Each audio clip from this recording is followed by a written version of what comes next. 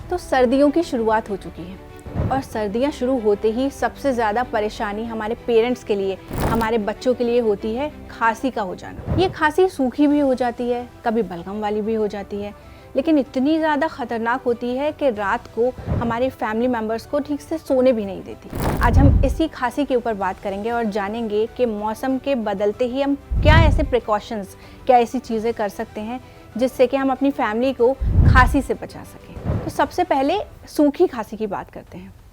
वैसे तो सूखी खांसी वायरल इन्फेक्शंस और एलर्जीज़ की वजह से भी हो सकती है, लेकिन सबसे मेन रीज़न सूखी खांसी होने का होता है एनवायरनमेंट का ड्राई होना। क्योंकि जैसे ही सर्दी की शुरुआत होती है, हमारे आसपास की हवा सूखी हो जाती है, उसमें से मॉइस्चर ख़त्म होता जाता है। आपने महसूस भी किया होगा कि सर्दियों की शुरुआत जैसे ही होती है, स्किन भी ड्राई होने लगती है। आपको ऐसा लगता है जैसे मॉइस्चराइज़र लगा लो, एड़ियाँ भी फटने लगती हैं, चेहरे की भी स्किन फटने लगती है। वो इसी वजह से है क्योंकि हवा के अंदर मॉइस्चर की कमी हो जाती है। और यही रीज़न है कि हमारी बॉडी के अंदर के पार्ट्स भी जो हैं वो खुश्क होने शुरू हो जाते हैं, ड्राई होने शुरू हो जाते हैं, जिसकी वजह से सूखी खांसी अक्सर लोगों में देखने को मिलती है। इसके ऊपर से हम क्या करते हैं, अपने एनवायरनमेंट को गर्म रखने के लिए, अपनी बॉडी को वार्म रखने के लिए वार्मर्स का यूज़ करते हैं, रूम हीटर्स का यूज़ करते हैं। रूम हीटर्स और जितनी भी गर्मी देने वाली चीज़ें हैं वो एनवायरनमेंट को और भी ज़्यादा ड्राई कर देती हैं, जिसकी वजह से सूखी खांसी की शिकायत और ज़्यादा बढ़ सकती है। सूखी खांसी से बचने के लिए सबसे इफ़ेक्टिव तरीका है अपनी आसपास की हवा में मॉइस्चर लेके आना, उसकी ड्राइनेस को ख़त्म करना। अब ये आप कैसे कर सकते हैं?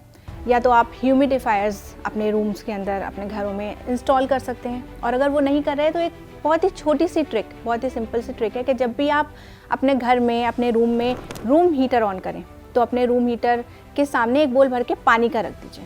ऐसा करने से क्या होगा, जब गर्म हवा पानी से होके गुजरेगी तो हवा के अंदर मॉइस्चर लाएगी, तो सूखी खांसी से काफ़ी आराम मिल सकता है। दूसरी चीज़, बहुत ज़रूरी चीज़ आप जो कर सकते हैं वो है हाइड्रेशन पे वर्क करना। क्योंकि सर्दियाँ शुरू होते होते क्या होता है कि हमारी पानी की इंटेक बहुत ज़्यादा कम हो जाती है, और ऐसा हर किसी के साथ होता है और हम इस पे ध्यान भी नहीं देते। हमें ऐसा महसूस होता है कि जैसे पानी की ज़रूरत है ही नहीं हमारी बॉडी को, लेकिन ऐसा बिल्कुल नहीं होता। पानी की ज़रूरत तो उतनी ही होती है जितनी नॉर्मली डेज़ में रहती है, लेकिन हमें ठंड की वजह से प्यास नहीं लगती है। तो पानी की इंटेक का ख़याल रखना बहुत ज़रूरी है। आप चाहें तो एक बड़ी बोतल में पानी भर के रख सकते हैं और एक टारगेट सेट कर सकते हैं कि शाम तक आपको वो बोतल ख़त्म करनी है। तीसरा, एक छोटी सी टिप है लेकिन बहुत इफ़ेक्टिव है।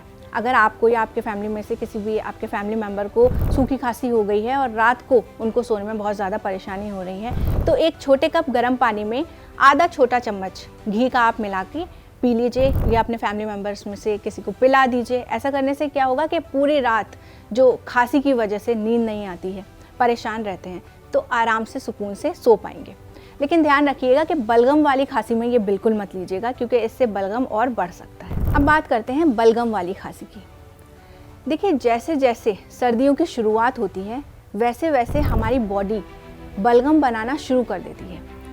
ये हमारी बॉडी का एक नेचुरल प्रोसेस है, क्योंकि जब हमारी बॉडी को पता चलता है कि बाहर का एनवायरनमेंट ड्राई होने लगा है, अंदर के जो हमारे ऑर्गन्स हैं, स्पेशली जो हमारा रेस्पिरेटरी ट्रैक्ट है, जो हमारा एयरवेज हैं, वो जब ड्राई होने शुरू हो जाते हैं तो बॉडी अपने आप ही बलगम ज़्यादा बनाना शुरू कर देती है। इसलिए भी बलगम की शिकायत सर्दियों में ज़्यादा होती है। इसके अलावा वायरल इन्फेक्शंस भी होते हैं, एलर्जीज़ भी होती हैं। लेकिन बलगम से बचने के लिए सबसे ज़्यादा इफ़ेक्टिव रेमेडी है अदरक, शहद और काली मिर्च। ये तीनों चीज़ें आपस में मिलकर बलगम को काटने का काम करती हैं। आप इसका अपने घर में सिरप भी बना के रख सकते हैं।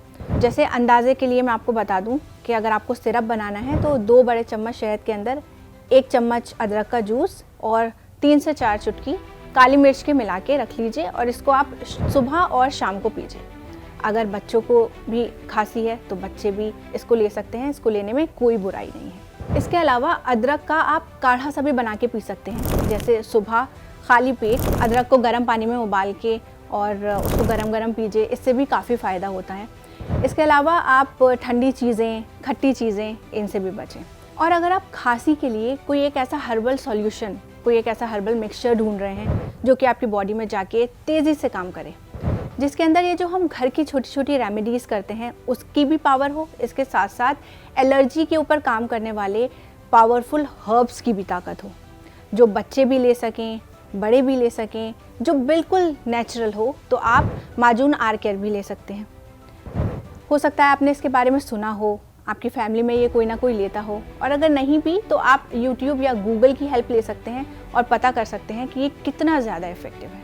माजून आर केयर एक ऐसा हर्बल मिक्सचर है जो कि बॉडी में जाके इम्यून सिस्टम के ऊपर वर्क करता है, और जैसे हम सभी को पता है कि अगर हमारी बॉडी का इम्यून सिस्टम स्ट्रॉन्ग होगा तो वो हर तरीके के इन्फेक्शन से लड़ने के लिए तैयार रहता है और हमें बीमारियों से भी बचाता है।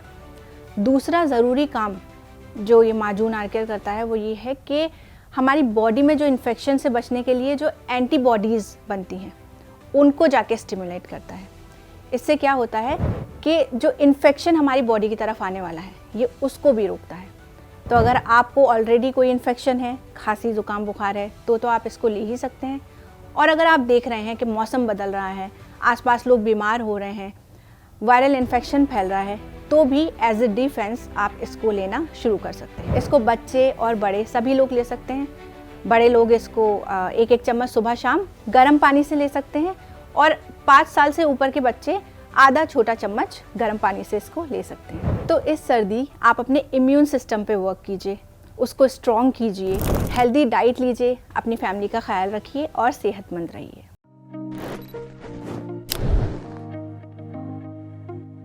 हेल्थ से जुड़ी सभी अपडेट्स को जानने के लिए आप हमारे चैनल को सब्सक्राइब कर सकते हैं और बेल आइकन दबाना ना भूलें।